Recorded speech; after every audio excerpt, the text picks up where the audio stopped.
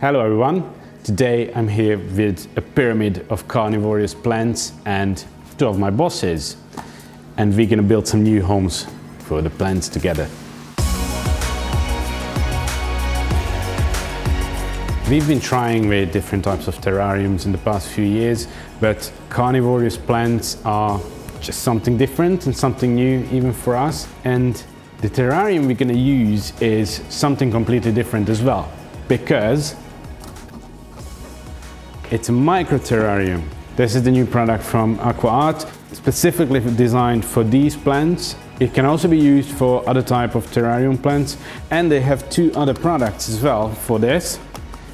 A special soil and what they call tropical rain, which is a type of liquid that has everything in it that these plants need. We have 3 of these, we have a bunch of plants, let's do it.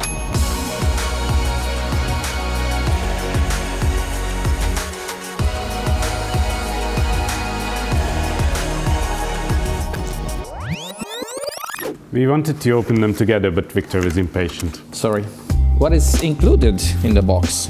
There's the top part, there is a glass, and there is a bag of soil. It's only part of the first production. So if you buy this product now, you probably get the first production, the soil is in it. For everyone else, this is also available separately sold, the soil from now on. A nice piece of glass. And this is the, well, sort of smart part. It's not as smart as devices nowadays, and it doesn't need to be. The whole idea of this is that it's very simple and easy to do. There's a light inside, and there is a ventilation system on top. The soil itself is enough. Some people mix this with peat and stuff like that.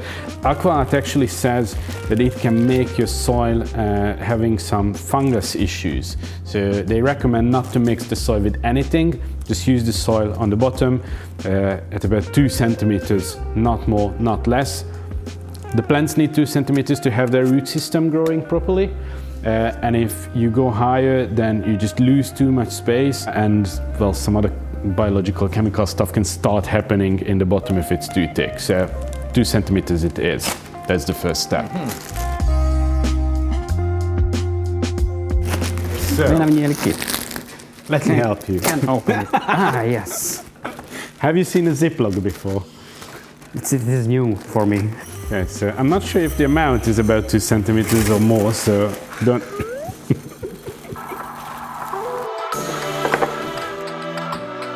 That's about 2 centimeters. I'm not good with eye measurements, to be honest.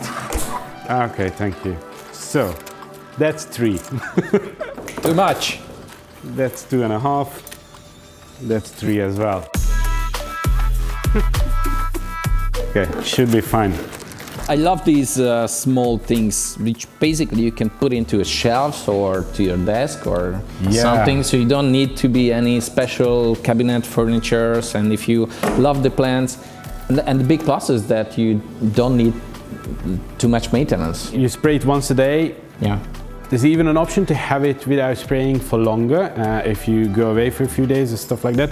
But yeah, if you have it like on your office desk, the whole thing is run from USB, so you can plug it in your computer, have it on your desk, and that's it. It's just a nice thing to look at during the day. Easy. Just like in the aquarium, we're gonna make the soil wet. For the long run, you are aiming for having a water level half of the soil. So you never want to completely fill up.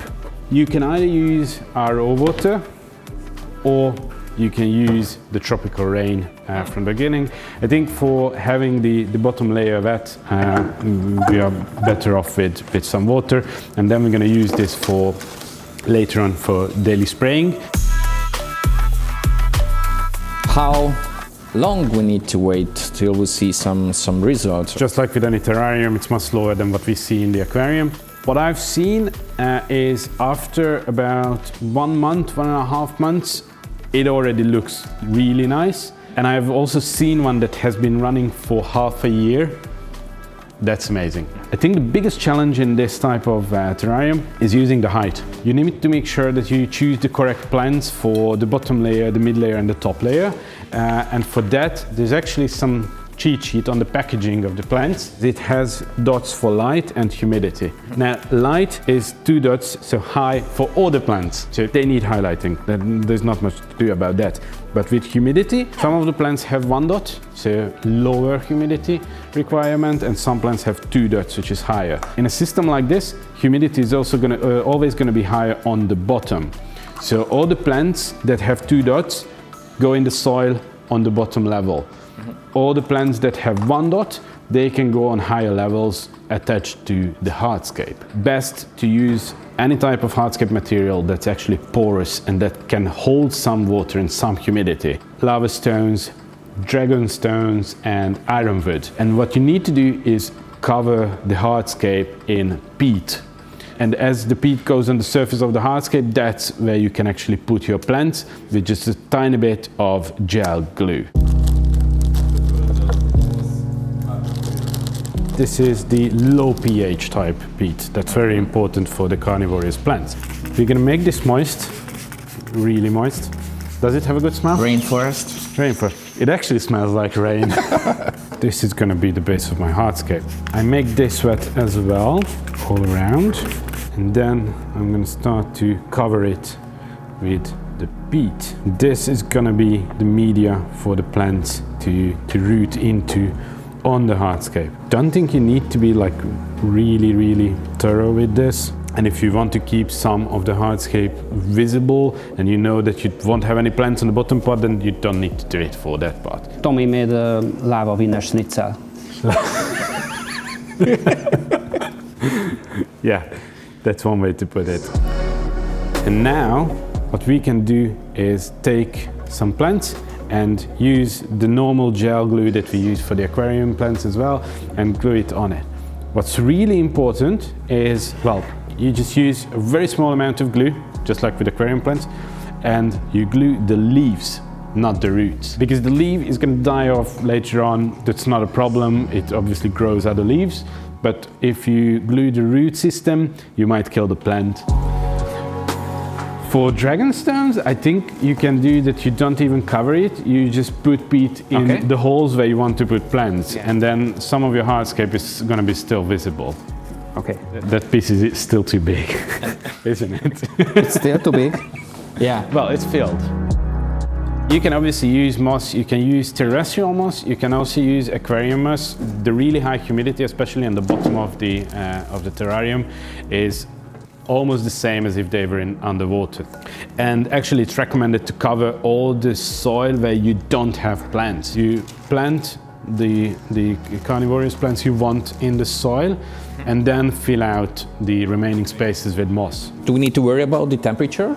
I don't know. We don't know, so we need to check. Just have fun, I check.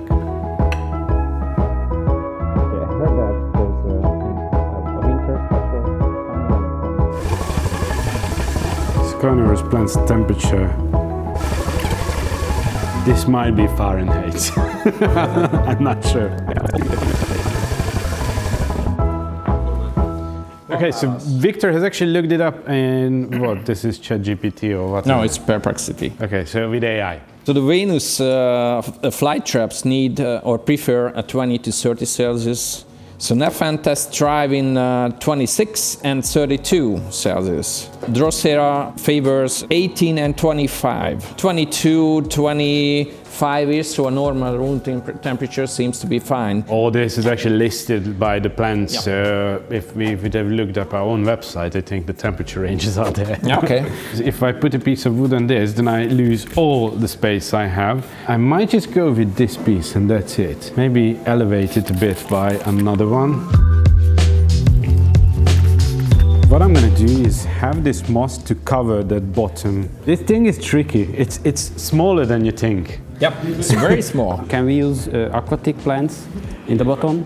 Any aquatic plants that would thrive in a Wabicusa or any high humidity environment is the same. So yeah, that's what Monte Carlo should work perfectly. We are talking kitchen table, office desk. This could be your bedside lamp. Absolutely. If you would have one of these, where would you put it?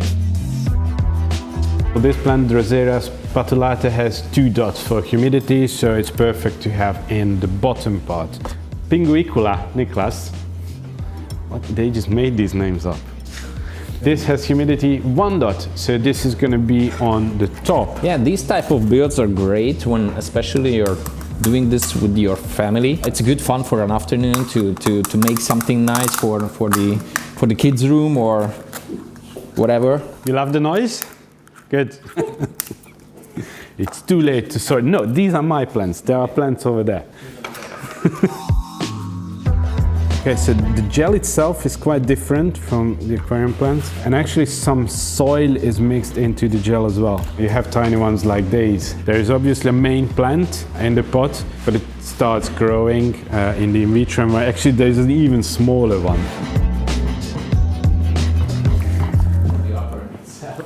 Just take a few gravels. I only use just maybe 2 very small. You don't need to worry much about actual planting. You just put the plants in the terrarium. They're gonna start rooting in. Obviously the bigger ones, if you can put the roots in the bottom, it helps them, but it's not as important as it would be with the others. You can definitely use any kind of leftover hardscape from your aquariums to do a project like this. That's good. Yeah, too high. Will not work. What we don't know, because we don't have experience with these plants, is how big they're going to grow and how much space you should leave for them.